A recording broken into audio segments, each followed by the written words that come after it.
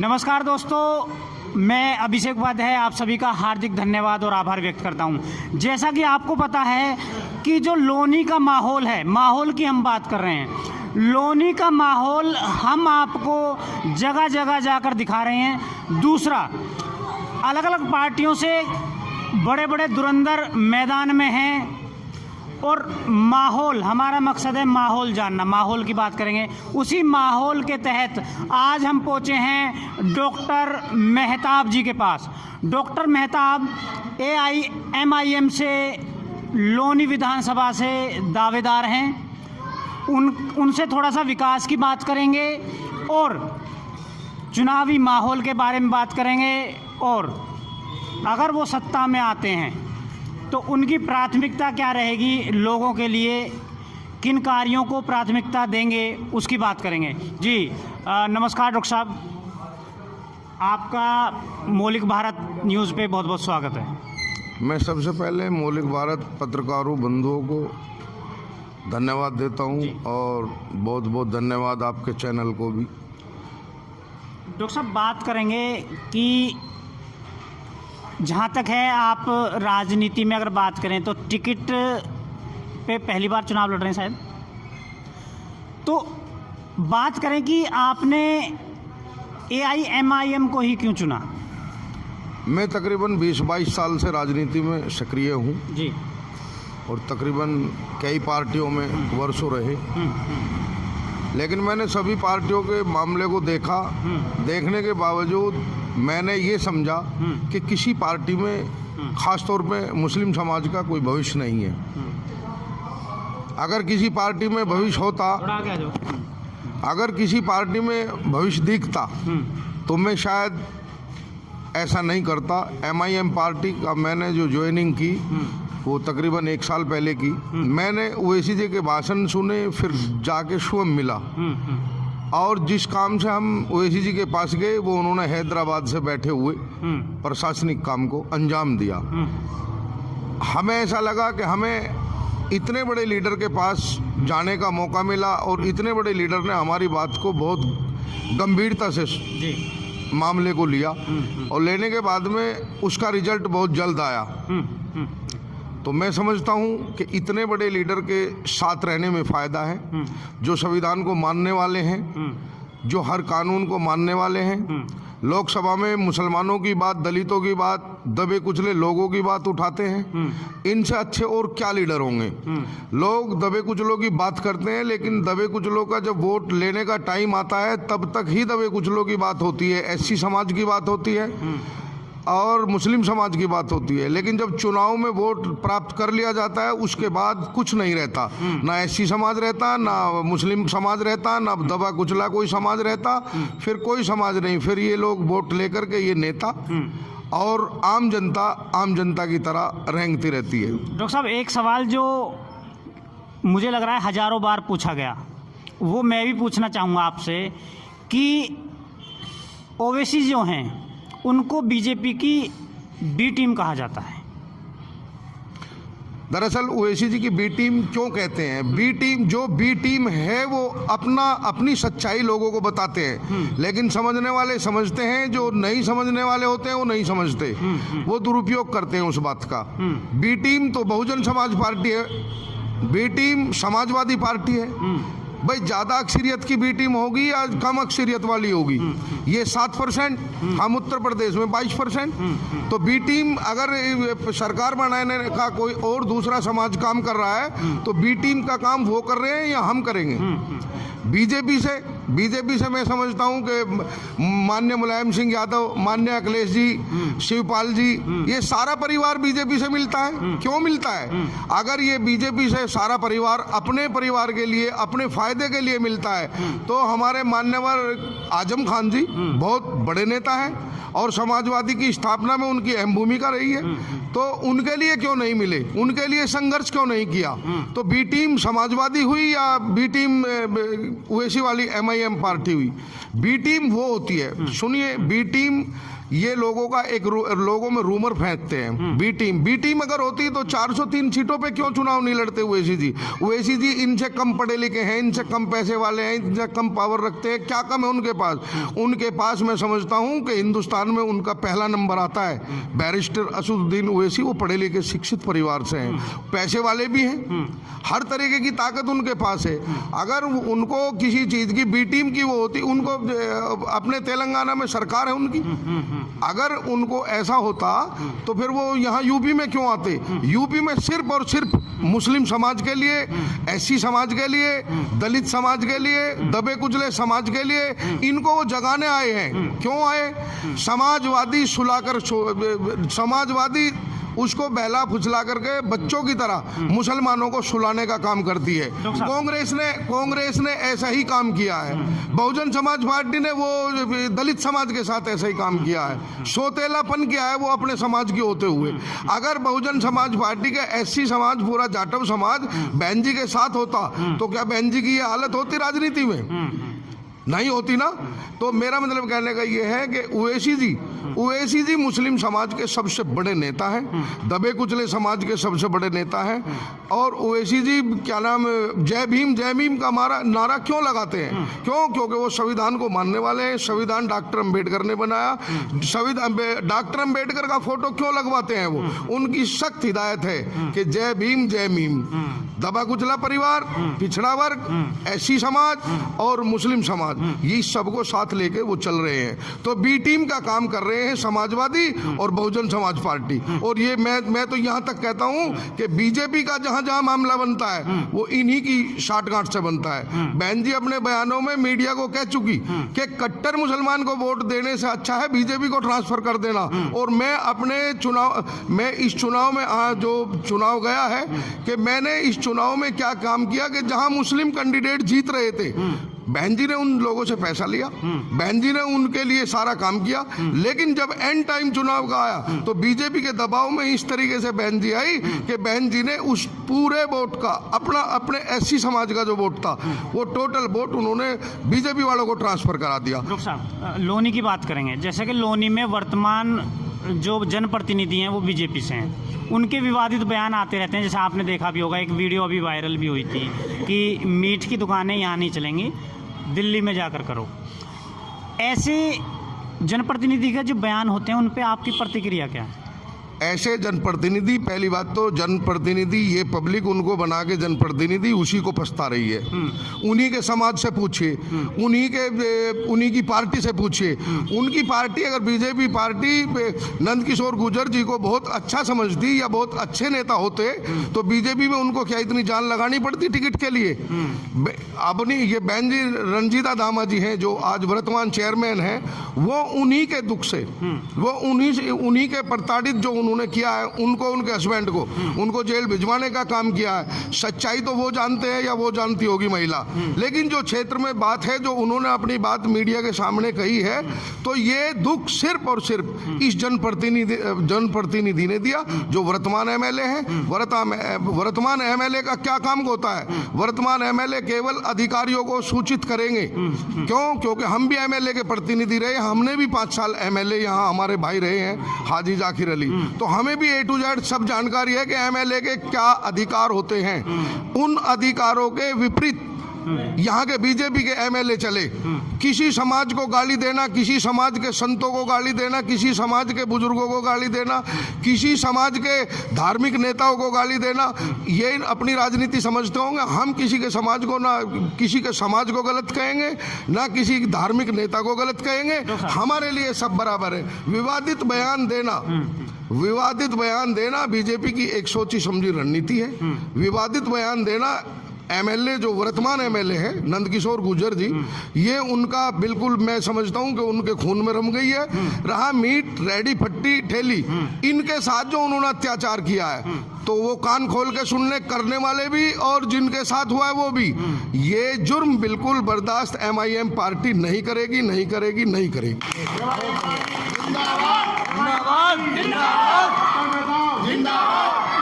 Doctor साहब, जानना चाहेंगे लोनी में विकास की क्या स्थिति है? विकास की स्थिति, बारिश हो रही है, अब तो कहने की भी जरूरत नहीं कि बरसात आएगी। आप स्वयं देखें, क्षेत्र का दौरा आप बार बार कर रहे हो, हर जगह कर रहे हैं, तो ये बीजेपी के विकास की देन है। अगर घुटनों घुटनों पानी भर रहा है, ये बीजेपी के विकास की देन है। बीजेपी ने सौतेलापन किया। मैं तो समझता हूं पूरे विधानसभा में आप ये बता दें कि फला रोड पे पानी भरा हुआ नहीं है। जल भराव की सबसे बड़ी समस्या है। जो भी जल निकासी की यहाँ सबसे बड़ी समस्या है। जो भी एमएलए पहले आए, जो तकदीर बदलते हैं, जो तस्वीर बदलते हैं, वो भी बताएं। वो भी 4 बार विधायक रहे हैं कि उन्होंने इस क्षेत्र के एमएलए साहब ने एक बयान दिया था कि लोनी को लंदन बनाया जाएगा। लोनी को लंदन नहीं, लोनी को लोनी अगर रख दिया जाए तो मैं समझता हूं कि यहाँ विकास की गंगा बह जाएगी। लोनी को लोनी भी नहीं रहने दे रहे, लंदन की तो बहुत दूर की बात है भाई। लंदन तो लंदन है, लोनी लोनी है। इस लोनी को अगर लोनी भी विधायक जी रह जाने देते तो ये तब भी ये हाल नहीं होता। यहाँ एक हाजी जाकिर एमएलए ऐसे हुए जिन्होंने विकास भी कराया। जो उनकी निधि में आया उसका एक एक आदमी पूछे। हमने घर घर जाके जो गरीब लोग थे, जो बीमार थे, उनको जो विधायक कोटे से इलाज किया जाता है, उसको पैसे देने का काम सबसे ज्यादा इस डिस्ट्रिक्ट गाजियाबाद में सबसे ज्यादा हाजी जाकिर एमएलए ने किया था अपने टाइम पे। किसी ना किसी व्यक्ति में खूबी जरूर होती है, तो आपसे जानना चाहूँगा, आप खैर प्रतिद्वंदी हैं, फिर भी हर व्यक्ति में खूबी होती है। तो जो वर्तमान जनप्रतिनिधि हैं, क्योंकि सवाल सत्ता से पूछा जाता है, सत्ता के बारे में ही पूछा जाता है, तो जो वर्तमान जनप्रतिनिधि हैं उनमें कोई एक खूबी जो आपको नज़र आती हो? देखो, खूबी तो ये क्षेत्र जानता है बहुत अच्छे तरीके से। खूबी है बीजेपी के जो एमएलए हैं, वर्तमान एमएलए, जो हमारे ओलमा हैं, जो हमारे दीन के ठेकेदार हैं, जो हमारे रहबर हैं, जिनको हम मानते हैं, मौलाना साद साहब, इन एमएलए का कहना था जब वो कोरोना काल आया, उस कोरोना काल में कि ऐसे मौलानाओं को मैं जूते मारूंगा चौराहे पे तू जूते उसको क्या मारेगा, तू खुद ही बच लिए पब्लिक से। जनता जनार्दन है, ये किसको जूते मारने का काम करती है? ये हाथ से जूते नहीं मारती, ये अपना वोट इसको देने की बजाय दूसरे को दे देती है। यही जूता होता है नेता के लिए, और क्या है? जूता यही होता है, नेता को हराना ही पब्लिक का जूता है। डॉक्टर साहब, आपसे जानना चाहूँगा कि एक प्रतिद्वंदी जरूर होता है युद्ध में, तो वर्तमान में आप अपना प्रतिद्वंदी किस पार्टी को मानते हैं? मैं समझता हूँ कि बीजेपी की गवर्नमेंट यूपी में भी है, केंद्र में भी है। बीजेपी मानती होगी कि हमसे टक्कर होगी, हम तो बीजेपी को भी टक्कर नहीं मान रहे हैं। एमआईएम पार्टी बीजेपी को भी टक्कर में नहीं मान रही। और ऊपर वाले ने चाहा, मैं लोनी की जनता से भी कहना चाहता हूं, अपील भी करना चाहता हूं आप ही के माध्यम से, कि लोनी की जनता इतनी भोली भाली जनता नहीं है जो पहले होता था कि 4 बार विधायक रह चुके, कोई बाहुबली हो गया, कोई वो हो गया। बाहुबली बना अगर दिखाना था तो बाहुबली जब दिखा दे जिन लोगों की वोटों पे राजनीति करना चाहते हो, उनके जब ओलमाओं को गाली दी जा रही है तब बाहुबली कहाँ गए थे?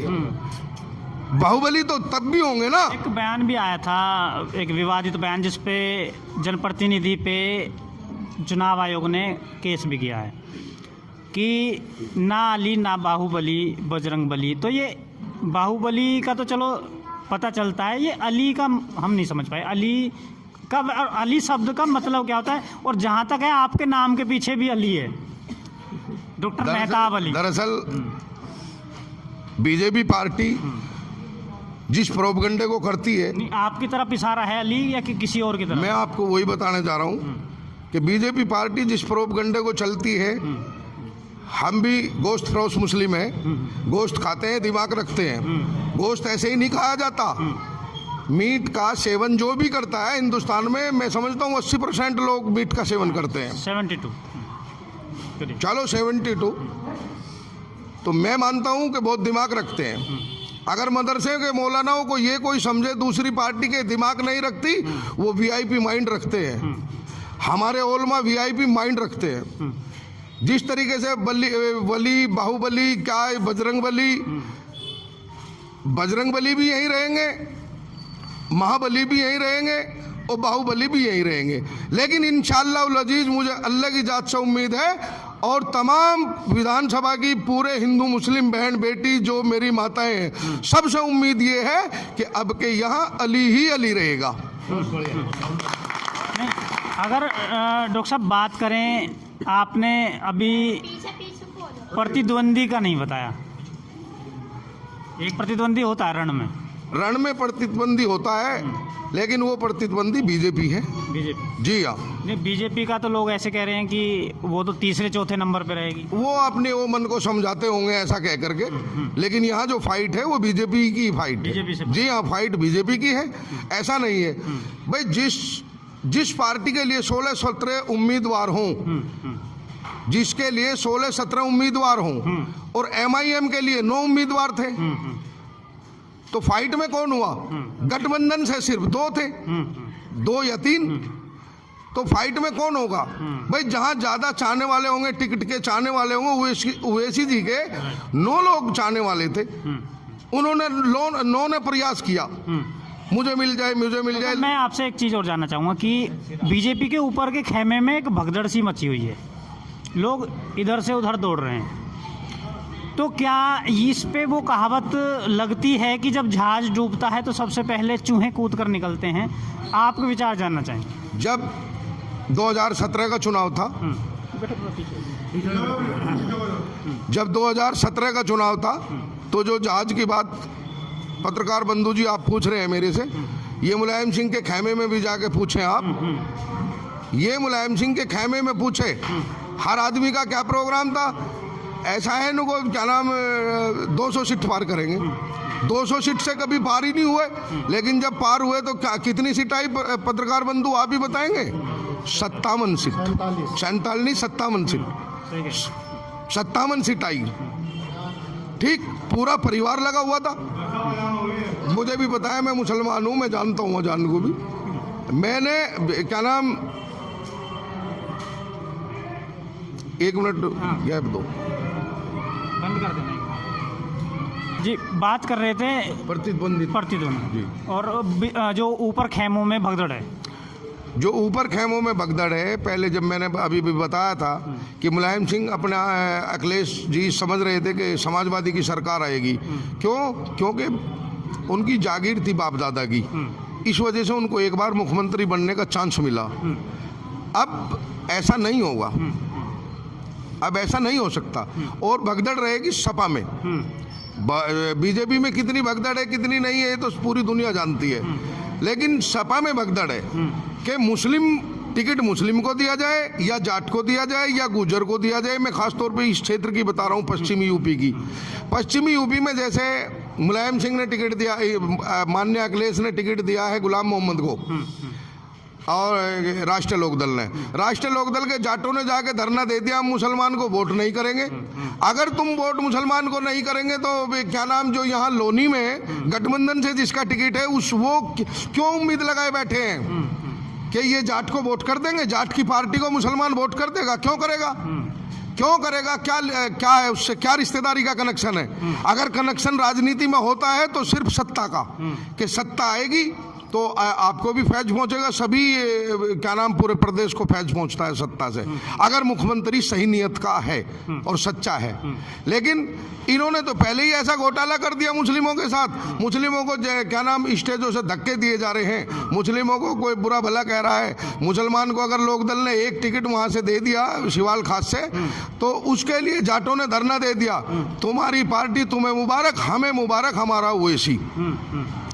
तुम्हें मुबारक पार्टी, हमें मुबारक हमारा ओवैसी। हमारा सबसे बड़ा नेता, सबसे हमारी बात कहने वाला हमें ओवैसी है। और मैं समझता हूं कि हो सकता है मैं कैंडिडेट हूं, नहीं बाखुदा मैं जानता हूं लोनी विधानसभा क्षेत्र के बारे में जितनी जानकारी मैं कैंडिडेट रखता हूं, हर गली का, हर कोने का, चप्पा चप्पा, हर वार्ड का, हर गाँव का, पूरे क्षेत्र को जैसे मैं जानता हूँ। एक भी कैंडिडेट से पूछना जा करके, और जातिवार आंकड़े ले लेना, अगर मैं मान जाऊंगा अगर वो सही जातिवाद आंकड़े दे दे, वो लिस्ट देख के बताएंगे। सुनो एक मिनट। और मैं समझता हूं कि जितनी MIM पार्टी का जितना जो कैंडिडेट है, जितनी मेहनत वो कर सकता है, मैं पब्लिक को, जनता जनार्दन को, माँ बहनों को, भाइयों को मैं पैर पकड़ने का काम करूंगा। मैं पैर पकड़ना जानता हूं, और आने वाली 10 तारीख में आने वाली 10 तारीख में बीजेपी के विधायक नंदकिशोर गुर्जर जी से मैं कहना चाहूंगा कि जनता जनार्दन, जिन लोगों को आपने यहां से पलायन करा दिया, कुछ दिल्ली चले गए, कुछ कहीं चले गए, कुछ कहीं चले गए, जो पलायन आप लोगों ने, मैं खास तौर पे मुस्लिम समुदाय को और एससी समाज को जो किया है, जो गोश्त फरोश थे, जिसकी गोश्त की, मुर्गे की, रेडी फट्टी की दुकान थी, जो तुम्हारे से आहत होकर के बाहर चले गए, उनको लाने का काम MIM पार्टी करेगी और कोई काम नहीं होगा। सिर्फ और सिर्फ विकास, सिर्फ और सिर्फ विकास और सिर्फ और सिर्फ विकास, क्या नाम, नारी का सम्मान, यही हमारा काम रहेगा। तो सब मैं आपसे जानना चाहूँगा कि जैसा कि BSP से भी मुस्लिम कैंडिडेट है लोनी से, बात करें गठबंधन क्योंकि मुस्लिमों का जैसा थोड़ा सा इतिहास भी रहा है, SP पार्टी की तरफ, समाजवादी पार्टी की तरफ थोड़ा झुकाव रहता है। इधर आप अपनी पार्टी से मुस्लिम कैंडिडेट हैं, तो ये बंटवारा कैसे होगा मुस्लिम वोटों का, कितना किधर जा रहा है और आपको कितना मिल रहा है, थोड़ा सा रुझान जानना चाहेंगे। मैंने कहा आपको कि ओलमा हजरात हमारे बड़े VIP होते हैं, पढ़े लिखे होते हैं, वो बहुत दिमाग रखते हैं। समाजवादी की तरफ जब झुकाव था, तब तक, जब तक आजम खान को जेल में नहीं डाला था। और मैं तो ये कहता हूं कि बीजेपी के और समाजवादी के प्री प्लान होने के बाद में, क्यों, मुस्लिम बड़ा चेहरा था उत्तर प्रदेश का, और उन्होंने वो काम किया है आजम खान जी ने कि जो किसी भी मुस्लिम लीडर ने उत्तर प्रदेश में अब तक नहीं किया। ये दूसरे नंबर के वो चुनाव लड़ रहे हैं SP से। मैं ये कह रहा हूं कि आप वो चुनाव किससे लड़ रहे हैं, लड़ दे रहे, बात वो नहीं है। जेल में भी तो वही है, या जेल में कौन है? समाजवादी का बड़ा नेता, बड़ा कद्दावर नेता ही तो जेल में है। अगर मैं, क्या माननीय मुलायम सिंह के परिवार से कोई यादव आदमी यादव होता और वो जेल में जाता, क्या मुलायम सिंह या अखिलेश जी बैठ जाते? क्या नाम, लखनऊ से लगा के और दिल्ली तक लाइन लगा देते अगर उसके समाज का कोई होता। लेकिन मुस्लिम समाज की अहमियत समाजवादी से खत्म हो चुकी, इसीलिए मुसलमान का मोह भंग हो चुका समाजवादी की तरफ से। और हमारे लीडर ओवैसी जी पहले यहाँ उत्तर प्रदेश में नहीं थे, अब की बार वो दमखम से आए हैं। तो इंशाल्लाह आने वाली 10 तारीख में तो पश्चिम में बता देंगे जो 9 सीटों पे चुनाव है, और बाकी जो चुनाव है वो आपको इस पूरे जो उत्तर प्रदेश में चुनाव है, आपको ये पता चल जाएगा 9 मार्च तक, 8 मार्च तक, कि उत्तर प्रदेश में ओवैसी जी ने क्या खोया और क्या पाया। तो डॉक्टर मेहताब हैं, इन्होंने आज जो प्रोग्राम था कार्यालय पर, वो सुभाष चंद्र बोस जी की जयंती थी, उसका प्रोग्राम भी रहा। और सुभाष चंद्र बोस एक ऐसे नायक रहे जिनको कुछ लोग भूल गए, लेकिन ये है कि डॉक्टर साहब ने आज उन्हें याद किया, हमें भी अच्छा लगा देखकर। डॉक्टर साहब, बस वीडियो थोड़ा लंबा हो गया, आपसे जानना चाहेंगे कि अब लोनी की जो जनता जो आपकी तरफ देख रही है, उसको कोई आपकी तरफ से कोई संदेश? लोनी की आवाम को, मैं भी एक आवाम का हिस्सा हूँ, मैं लोनी की आवाम से एक ही अपील, एक ही गुजारिश करना चाहता हूँ कि अल्लाह के लिए सभी मजहबों के लोगों से, सभी बहन बेटियों से, सभी के लिए यहाँ हिंदू मुस्लिम नहीं चल सकता है। लोनी विधानसभा में कभी हिंदू मुस्लिम राइट अगर कराना भी किसी ने चाहा, किसी ग्रुप के लोगों ने या किसी असामाजिक तत्व ने, तो लोनी क्षेत्र में कभी भी हिंदू मुस्लिम राइट नहीं हो सकता। पहली बात तो ये। दूसरी बात ये है कि उत्तर प्रदेश के लोनी के अंदर खास तौर पे मैं अपनी बहन बेटी, अपने बुजुर्गों से, अपने उलमाओं से, अपने संतों से, मैं सभी से एक गुहार करता हूं कि ऐसी पार्टी को उखाड़ फेंकें जो जात पात की राजनीति करते हो, जैसे बीजेपी के विधायक ने किया है, मारधाड़ की है, जैसे रेहड़ी फट्टी वालों के साथ मारपिटाई की है, चौराहा साफ करने के नाम पे केवल एक ही समुदाय के लोगों को पीटा गया, जेल भेजा गया, मुकदमे लिखवाए गए हैं। मैं सभी से अपील करना चाहता हूं कि ऐसे विधायक, ऐसे प्रतिनिधि बनाने से तो आप अपना प्रतिनिधि चुने, वो हार हो या जीत ये अल्लाह के कब्जे की बात है। ये जनता जानती है कि कौन जीतेगा और कौन हारेगा। एक मेरा चलते चलते आखिरी सवाल, अभी कल गृह मंत्री पहुंचे उत्तर प्रदेश में, उन्हें जिम्मेदारी दी गई है पश्चिमी उत्तर प्रदेश की कमान की, और उनका पहला दौरा होता है, पहला ही कैराना होता है, कैराना जहाँ पहुँचते हैं। इसको आप अपने नज़रिए से कैसे देखते हैं? देखो, ये बहुत बड़ी राजनीति का मामला है।